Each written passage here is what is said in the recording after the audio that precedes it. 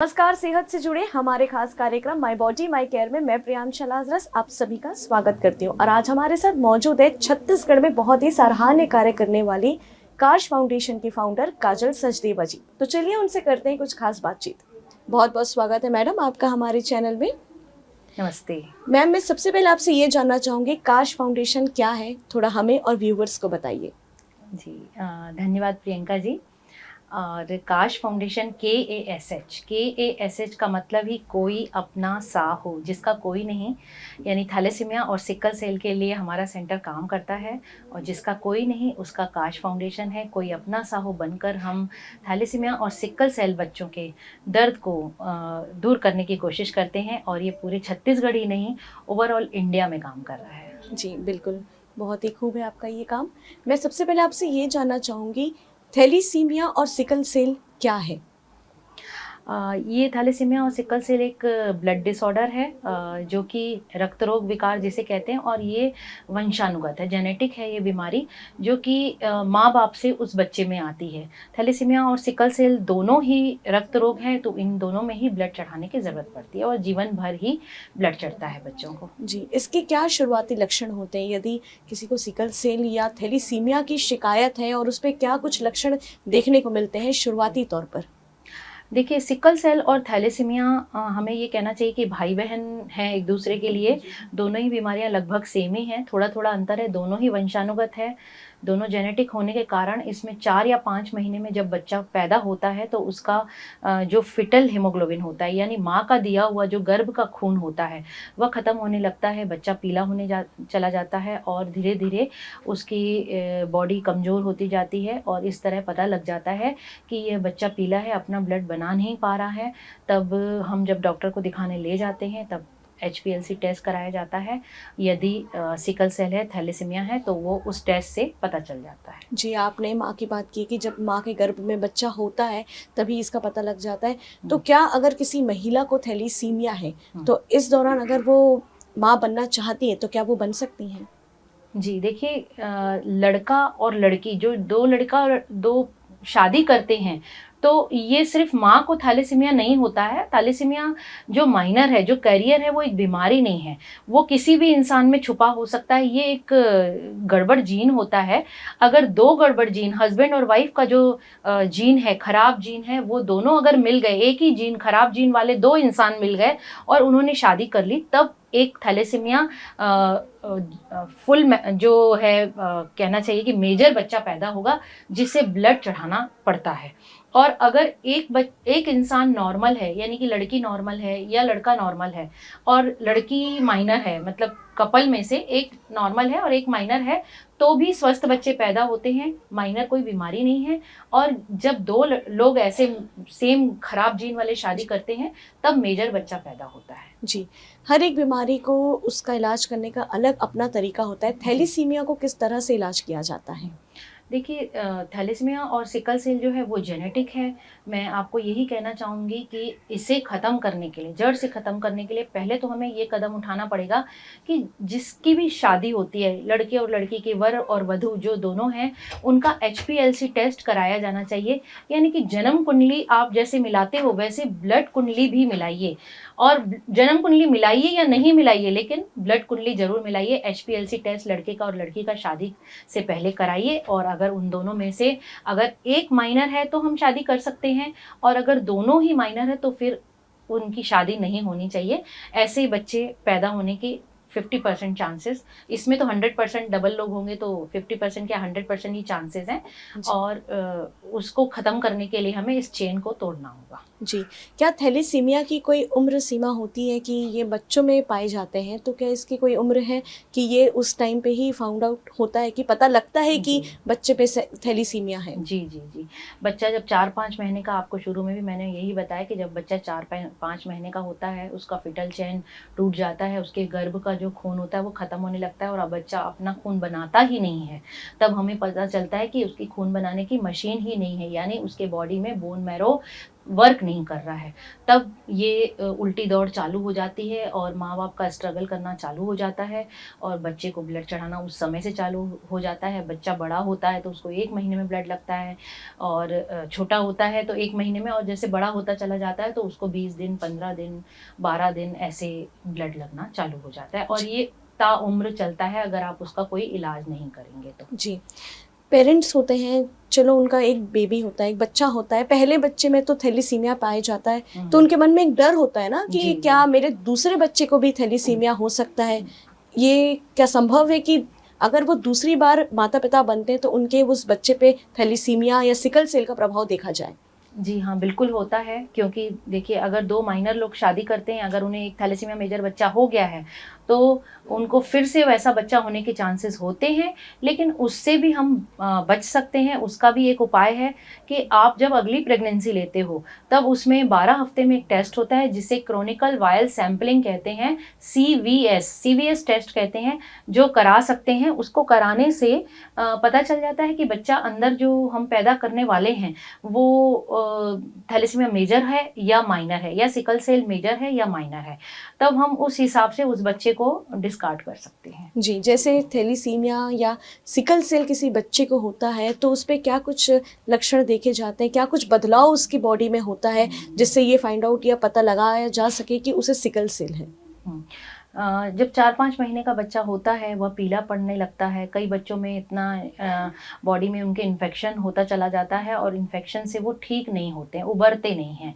कई बार बच्चों को फीवर होता है, वो लंबे समय तक चलता जाता है। बाद में जब उनको फाइंड आउट करते हैं, डॉक्टर्स देखते हैं कि ये पीला भी होता जा रहा है, उसकी बॉडी में जो है वो उसको रोगों से लड़ने की क्षमता नहीं है, श्वेत रक्त कणिकाएँ जो WBC बहुत कम होता जा रहा है और इसका अपना खून बन ही नहीं रहा है, तब वो टेस्ट कराते हैं। तो HPLC टेस्ट कराते हैं, तब उन्हें पता चलता है कि ये बच्चा क्यों वीक है। कई बच्चे ऐसे होते हैं उनके लूज मोशन चालू होते तो बंद ही नहीं होते हैं, तो उनका इम्यूनिटी पावर बहुत कम होता है। जब हीमोग्लोबिन ऑटोमेटिकली 4-5 में पहुंच जाएगा, बच्चा छोटा है, कुछ पता ही नहीं चल रहा है, और हीमोग्लोबिन जब हमने टेस्ट कराया तो पता चला कि हीमोग्लोबिन उसके बॉडी में 4-5 बचा है, 4 हीमोग्लोबिन में वो कैसे सर्वाइव कर रहा है। तब ये समझ आता है कि खून की कमी हो गई है तो कुछ ना कुछ इसको जेनेटिक प्रॉब्लम ही होगी, और उस समय डॉक्टर अपने अकॉर्डिंग टेस्ट कराते हैं। तब पता चलता है कि ये बच्चा सिकल सेल है या थैलेसीमिया। फिर तुरंत उसके माँ बाप का टेस्ट भी करा लिया जाता है। माँ बाप के टेस्ट से पता चल जाता है, क्योंकि दोनों वाहक हैं, दोनों ट्रेट हैं, तो बच्चा मेजर होगा ही होगा। बिल्कुल जी। छोटे बच्चों में अगर उनको सिकल सेल या थैलीसीमिया है तो क्या इनका उनके उनका मानसिक विकास पे कोई प्रभाव देखने को मिलता है? हाँ, आपने दूसरा सवाल जो ये किया, इसकी बहुत सारी बातें हैं। देखिए, नॉर्मल जो बच्चे होते हैं खेलते कूदते हैं और माँ बाप बच्चे साथ में रहते हैं तो उनकी पैम्परिंग वैसे नहीं होती है, क्योंकि बच्चा है, ग्रो कर रहा है, इधर उधर घूमेगा, जाएगा, खेलेगा। लेकिन जब ये बच्चा पैदा होता है तो माँ बाप का, परिवार का जो मानसिक संतुलन है वो काफ़ी बिगड़ जाता है। पहले तो वो बहुत दुखी हो जाते हैं, कभी ज़िंदगी में उन्होंने ऐसा बच्चा देखा नहीं, ऐसा ब्लड चढ़ाता हुआ, हर 15-20 दिन में ब्लड लग रहा है बच्चे को।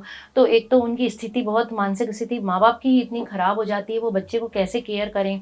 और साथ में अगर दूसरा बच्चा भी होता है तो वो दूसरे बच्चे को टैकल करना बड़ा मुश्किल होता है, और बच्चे को स्कूल भेजना होता है और बच्चों के साथ खेलना है, तो वो माँ बाप उसकी बहुत पैम्परिंग करती है। उन्हें बहुत मतलब कदर होती है कि ये हमारे बच्चे को खून ना बह जाए, वो खेलने जा रहा है, या प्रॉपर दवाइयाँ लिया कि नहीं।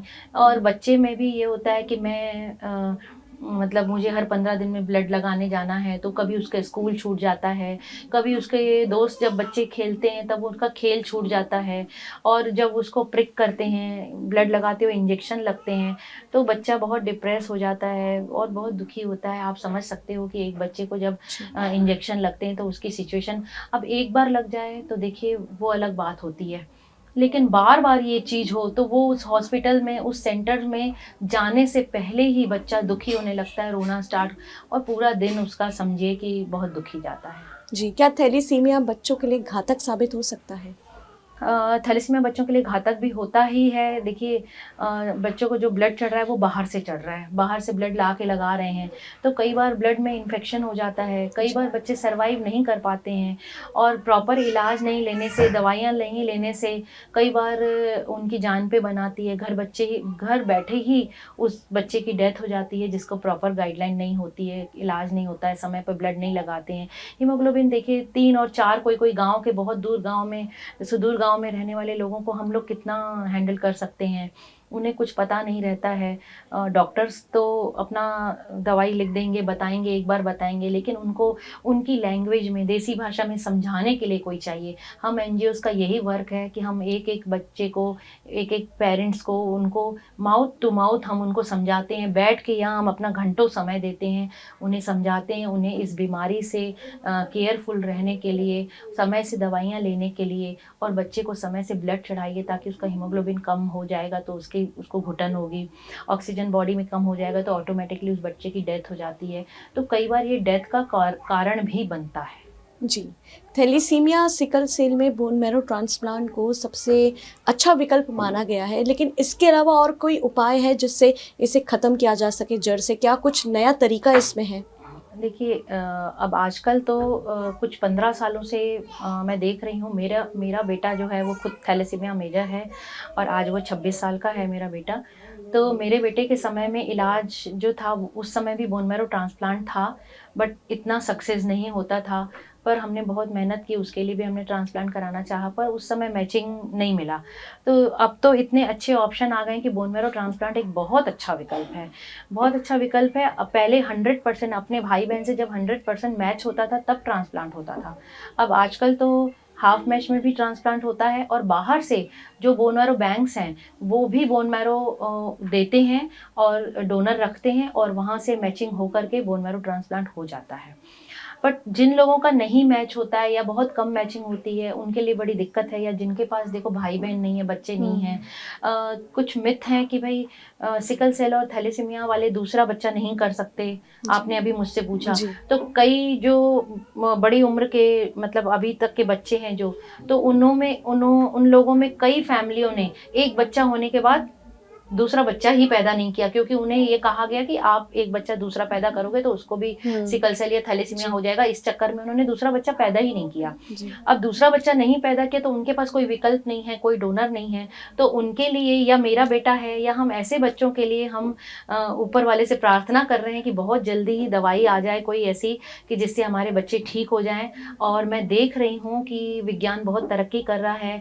अभी यूएस में, यूके में कुछ दवाइयाँ ऐसी हैं जिन पे रिसर्च चल रहा है। एक जीन थेरेपी भी है, उसमें भी काफ़ी अच्छा रिसर्च हो चुका है, लेकिन अभी जीन थेरेपी काफ़ी महंगी है, इसलिए इंडिया उसे अडॉप्ट नहीं कर पा रहा है। बहुत जल्दी ये भी हमारे पहलू में, होगी हमारे हिस्से में।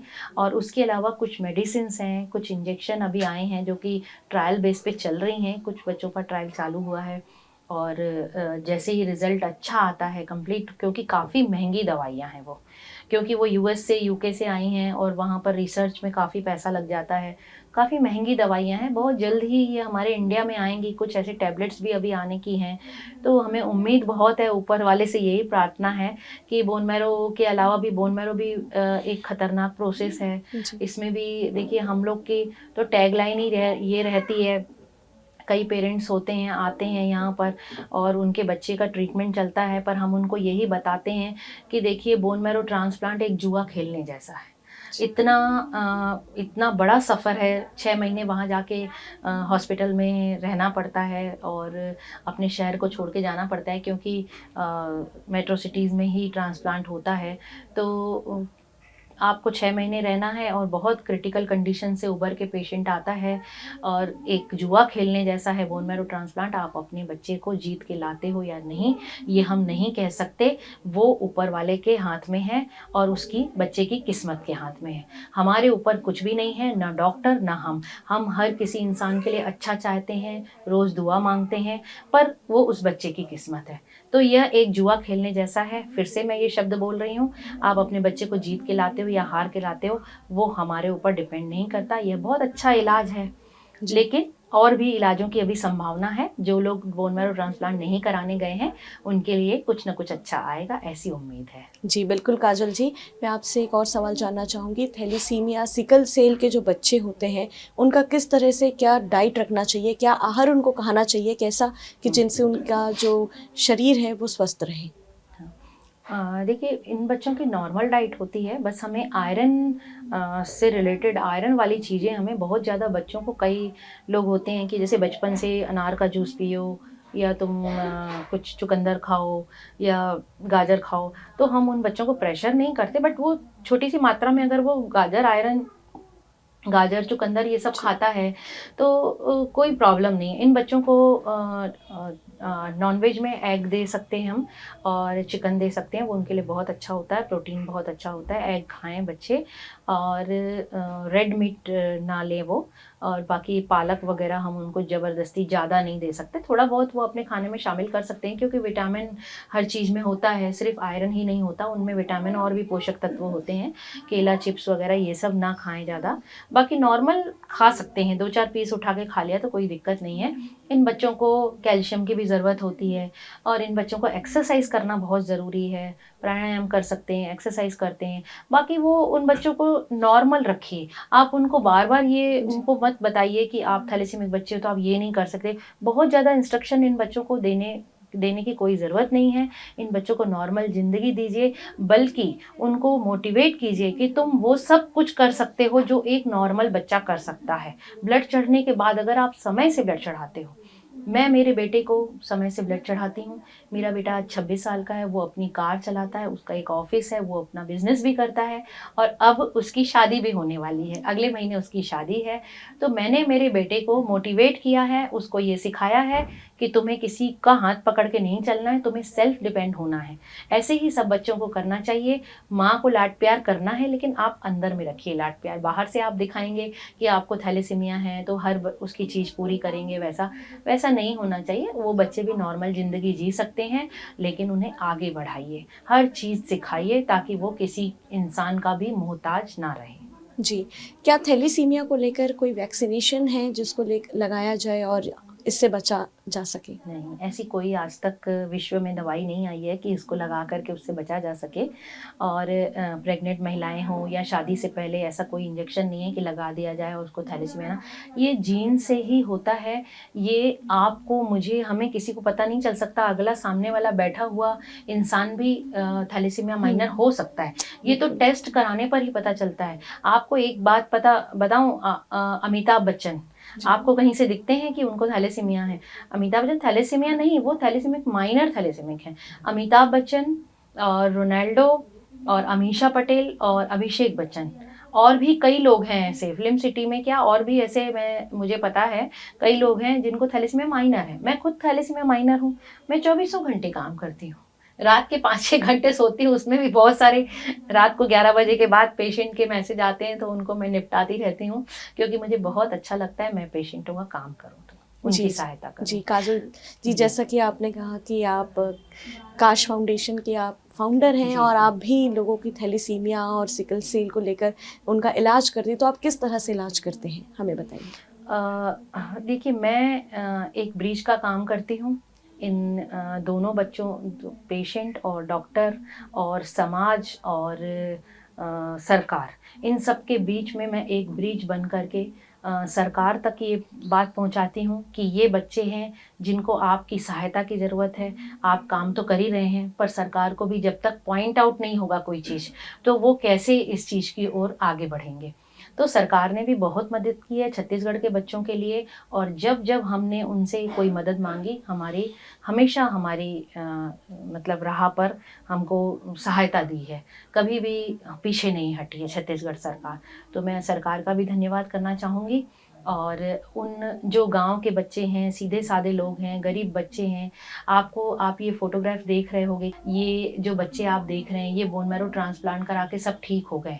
अब इनके पास जो है वो आर्थिक स्थिति इनकी किसी की भी ठीक नहीं है। मैं आपको बता दूं, ये कुछ गरीब बच्चे तो मेरे पास ऐसे आते हैं कि किसी ऑटो वाले का बच्चा, किसी मजदूर का बच्चा, किसी मोची का बच्चा, मतलब मेरे पास जो गरीब गरीब बच्चे आते हैं जो जिनके जेब में एक मुझे कहना चाहिए कि 10,000 रुपए भी कभी उनने लाइफ में देखे नहीं होंगे, आज वो 20-20 लाख रुपए का उनका फंडिंग वगैरह करवा के, और ये ट्रांसप्लांट बहुत महंगी चीज़ है, कोई इजी चीज़ नहीं है ये एक दूसरी जिंदगी देनी है, एक आत्मा को, मतलब एक शरीर को दूसरी उस आत्मा को ही मतलब ठीक करना है।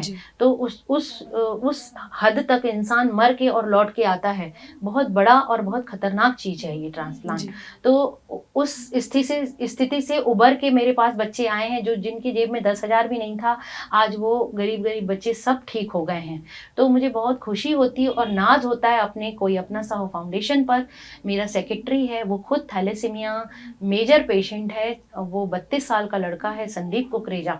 मुझे नाज है उस बच्चे पर कि वो थैलेसीमिया मेजर पेशेंट होता हुआ भी ये दूसरों की सहायता करता है, और आज वो सेक्रेटरी है। हमारा फाउंडेशन जो है वो हमारे मेंबर्स से मिलके ही बना हुआ है। हमारी जो नर्स है डॉली सोनी, जो लड़की है, वो खुद ब्लड लगाती है, और खुद ब्लड लगाती है हर 15 दिन में, और दूसरे बच्चों की भी सेवा करती है, उन्हें भी ब्लड लगाती है जी। तो इन लोगों का जज्बा देखिए, खुद पेशेंट होते हुए भी वो दूसरों की जिंदगी के लिए लड़ रहे हैं। तो हमारा काश फाउंडेशन इस दुनिया में सबसे अलग है। बहुत बहुत धन्यवाद काजल जी, आपका हमारे साथ अपने अनुभवों को साझा करने का। ये थी हमारे साथ काजल सचदेवा जी, जो काश फाउंडेशन की फाउंडर है, जिनसे हमने जाना कि थैलेसीमिया आखिर क्या होता है, सिकल सेल कैसे हम इसे बच सकते हैं और कैसे इसे ट्रीट किया जाता है, और बहुत कुछ इनसे हमें सीखने को मिला। कैमरामैन धनेश्वर साहू के साथ मैं प्रियांशा लाजरस, नमस्कार।